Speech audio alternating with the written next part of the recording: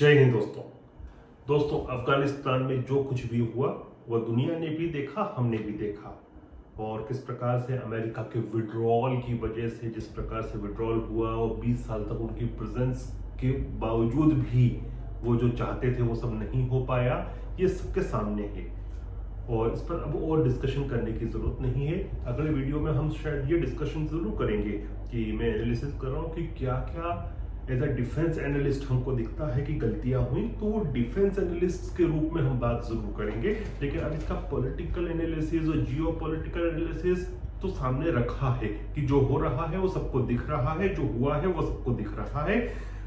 अब बात ये आती है कि आगे अमेरिका के नेतृत्व का क्या होगा। और ये बात मुझे थोड़ी सी उत्तेजित इसलिए कर रही है क्योंकि चाइना का जो चाइनीज कम्युनिस्ट पार्टी का जो माउथ ऑर्गन है ग्लोबल टाइम्स, उन्होंने एक लेख लिखा एक तरह से। उसमें उन्होंने ताइवान को वार्निंग दी है, यूनाइटेड स्टेट्स का मजाक भी उड़ाया है और ताइवान को एक तरह की वार्निंग दी है कि अगर हम तुम पे हमला करेंगे तो जैसा अमेरिका वियतनाम से भागा था, जैसा अफगानिस्तान से भागा, जैसा सोमालिया से भागा था, तो उस प्रकार से तुम्हारी मदद के लिए भी नहीं आएगा। ये चाइना के मुखपत्र जो है चीनी कम्युनिस्ट पार्टी का ग्लोबल टाइम्स, एक तरह से वो ताइवान को धमकी दे रहा है। और डेफिनेटली इसकी वजह से, जिसको हम अंग्रेजी में कहते हैं गूज बम्स खड़े होना, जो डेफिनेटली वहां पर जो ताइवान की पॉलिटिकल पार्टीज हैं, एस्टेब्लिशमेंट है और आवाम है, उसमें डेफिनेटली गूज बम्स खड़े हुए होंगे, चिंता की लकीरें उनके सर पर आई होंगी। क्योंकि हुआ तो यही है, सीरिया में भी यही हुआ था, वियतनाम में भी यही हुआ था कि साउथ वियतनाम को छोड़ के चले गए थे, सूडान में भी यही हुआ था और अफगानिस्तान में भी आज की तारीख में यही हुआ है। अब मैं थोड़ा सा ध्यान आकर्षण करना चाहूंगा अमेरिका का। और जो लोग हमारे ये वीडियो को यूनाइटेड स्टेट्स में भी कई लोग देखते हैं, तो मैं उनसे कहूंगा कि आप अपने सेनेटर्स को, कांग्रेसमैन, कांग्रेस वुमेन को इस तरफ उनका ध्यान जरूर आकर्षित करें, उनको लिखें इस विषय पर जो मैं आज चर्चा करना चाह रहा हूं। और ये बहुत महत्वपूर्ण है ताकि जो वर्ल्ड ऑर्डर है वो परिवर्तित नहीं हो। आज से लगभग एक दशक पहले हिलेरी क्लिंटन ने एक आर्टिकल लिखा था और उसको दुनिया भर में खूब प्रख्यात रूप से पढ़ा गया था। और उसमें उन्होंने लिखा था कि अमेरिका जो है उसको पीवट अवे, पीवट बड़ी मिलिटराइज्ड टर्म होती है। अब मैं उसको इस तरह समझाऊंगा आपको कि अमेरिका को अपना ध्यान व शक्ति जो है वो जो इराक की कॉन्फ्लिक्ट है, जो अफगानिस्तान की कॉन्फ्लिक्ट है, उससे हटाकर अब अपना इन्वेस्टमेंट्स करना चाहिए। उस समय उन्होंने एशिया पैसिफिक शब्द का उपयोग किया था, जो अब इंडो पैसिफिक कहा जाता है। और वो कहती थी कि अब इसका समय आ गया है कि एशिया पैसिफिक या इंडो पैसिफिक में अपनी शक्ति, अपने निवेश को अमेरिका केंद्रित करे, अफगानिस्तान से और इराक से निकाल कर पिवट अवे करके। अब कितना हुआ कितना नहीं हुआ ये हम सब देख रहे हैं। अफगानिस्तान का खेल अब हो चुका है जो होना था। अमेरिका वहां से पूरी तरह से निकल चुका है। अमेरिका ने यह भी कह दिया है कि इराक से भी वह इस साल के अंत तक निकल जाएगा। लेकिन क्या इंडो पैसिफिक में जिस प्रकार की प्रेजेंस होनी चाहिए थी और जिस प्रकार से चीन अपना दबदबा बनाने की कोशिश कर रहा है, दूसरे देशों को एक तरह से एक है गुंडागिर्दी कर रहा है, अतिक्रमण कर रहा है साउथ चाइना सी में और दूसरी जगहों पर, तो क्या उस प्रकार से अमेरिका की एक्शन दिख रही हैं? उत्तर आएगा नहीं। और नहीं क्यों कह रहा हूं मैं, क्योंकि मुझे एक्शन ना पॉलिसी के रूप में दिख रही है, ना डिप्लोमेटिक अटेंशन के रूप में दिख रही है, ना ही बजटरी एलोकेशंस के रूप में दिख रही है। और जब तक ये तीनों चीजें नहीं होंगी ना, कुछ नहीं होना है। और वास्तव बात तो ये है कि अमेरिका को आज के समय आवश्यकता है कि ब्रॉड बेस्ड मिलिट्री प्रेजेंस करें, यहाँ पर अपने इन्वेस्टमेंट्स करें, इकोनॉमिक साझेदारियां करे और दोस्तों को बनाए। और जो दोस्त हैं एग्जिस्टिंग, उनके हाथ और पैर मजबूत करे, उनके साथ खड़े रहे, जिसमें मैं बोलता हूं ताइवान भी डेफिनेटली आता है। सबसे पहले आवश्यकता है, देखिए अमेरिका विश्व की सबसे बड़ी शक्ति है, चीन जिसको कम्पीट कर रहा है। तो सबसे पहले तो यदि चीन को चेक करना है तो वन चाइना पॉलिसी को अबैंडन करना होगा। यूनाइटेड स्टेट्स को नहीं करता है तो फिर आपकी कथनियों करनी में अंतर दिखता है। आपको सबसे पहले तो ताइवान को रिकॉग्नाइज करना चाहिए। फिर दूसरी बात, सब देखिए, कोई भी जंग बिना पैसे के नहीं लड़ी जा सकती। जब आपके इकोनॉमिक रिसोर्सेज जिस जगह पर होंगे वो मजबूती से होंगे, वहीं पर आप लड़ पाएंगे। तो जो ट्रांस पैसिफिक पार्टनरशिप की अवधारणा थी उससे काम नहीं चलना है, जिससे डोनाल्ड ट्रंप निकल गए थे। ओबामा अच्छा काम कर रहे थे वो, लेकिन डोनाल्ड ट्रंप ने उसको छोड़ दिया था।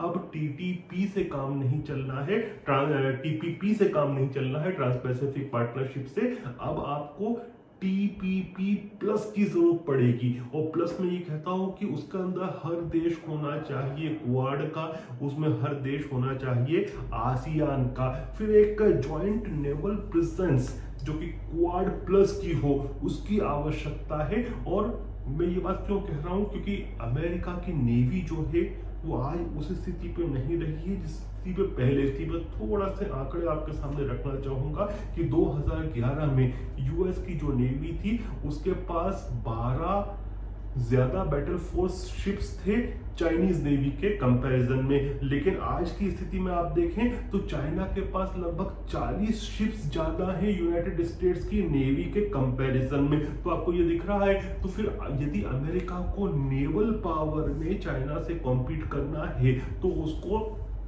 इंडिया जैसे देशों के साथ अपनी साझेदारी बढ़ानी होगी, क्वाड प्लस के साथ नेवल प्रेजेंस को बढ़ानी होगी, नेवल अरेंजमेंट्स को बढ़ाने होंगे। और मैं कहता हूं कि जापान जो आगे बढ़ रहा है अपने खुद के डिफेंस में आत्मनिर्भर बनने में, उसके भी हाथ पैरों को मजबूत करना होगा। और बिना क्वाड प्लस के नेवल प्रेजेंस के चाइना को साउथ चाइना सी में अमेरिका चेक नहीं कर सकता। उसके लिए भारत जैसे देशों की बहुत जरूरत पड़ेगी। और लेकिन ये करना है अमेरिका को। तो जो आप एडवेंचर करते हैं, जो फ्रीडम ऑफ नेविगेशन के नाम पर बिना परमिशन लिए, कभी आप नॉर्थ कोरिया, कभी आप भारत, कभी आप जापान की जो समुद्री सीमा है उसमें बिना अनुमति के घुसते हैं, इस प्रकार के एडवेंचरिज्म को आपको रोकना होगा, अन्यथा आप चेक नहीं कर पाएंगे। और फिर सबसे बड़ी चीज जो है आपके रेटोरिक जो है और एक्शन है, इसमें जो गैप दिखता है उसको आपको मिनिमाइज करना पड़ेगा, तभी आप आगे बढ़ सकते हैं। और सबसे बड़ी बात यह है कि अमेरिका को विनम्र होना पड़ेगा साथी देशों के साथ, चाहे वो भारत हो, फिर नॉर्थ कोरिया, साउथ कोरिया हो, या फिर जापान हो, या ऑस्ट्रेलिया हो। ऑस्ट्रेलिया के साथ तो वो विनम्र रहते हैं बहुत हद तक, क्योंकि वो जो है वो white English speaking Anglo Saxon Christian country है। लेकिन जो वाइट इंग्लिश नॉन इंग्लिश जो non white non English speaking non Anglo section non Christian countries हैं, जिसमें हिंदुस्तान भी आता है, जिसमें जापान भी आता है, जिसमें दक्षिण कोरिया भी आता है, और आसियान के तमाम देश आते हैं, वियतनाम भी आता है। उसमें आपको इस पूरे क्षेत्र में केवल एक ऑस्ट्रेलिया न्यूजीलैंड के अलावा सब वही मिलेंगे। तो आपको उनके साथ विनम्र भाव के साथ पेश आना होगा, वरना अमेरिका की जो लीडरशिप है ना उसको दुनिया नहीं मानेगी। और आज जो मनोस्थिति मैं कहता हूं कि ताइवान की होगी, उससे खराब मनोस्थिति किसी की नहीं होगी, क्योंकि ताइवान की सरकार देख रही होगी कि वो सरकार को तो आपने नहीं बिठाया ताइवान की, वो तो ताइवान के लोगों ने बिठाया है। कॉमिंटॉन जो वहां से कम्युनिस्ट के साथ लड़ा था, और चिंग काई शेक वहां पर भाग गए थे ताइवान के आइलैंड्स पर उन्होंने, क्योंकि ताइवान के आइलैंड्स जो हैं उनकी जियोग्राफी बहुत ज्यादा पर्वतीय है, केवल 8 या 15 बीचेस हैं वहां पर, जिस पर कब्जा करना और आर्टिलरी को इंस्टॉल करना इजी होता है। तो फिर चिंग काई शेक ने और कॉमिंटॉन्स ने वो कर लिया था वहां पर। लेकिन आपने जिस सरकार को बिठाया था नॉर्दर्न अलायंस की, चाहे वो हामिद करजाई की हो या घनी की हो, आप उसको छोड़कर भाग गए। आप जिन कुर्द लड़ाकों की मदद कर रहे थे और उन्होंने आपकी मदद की थी सीरिया में, आप उनको छोड़ के भाग गए।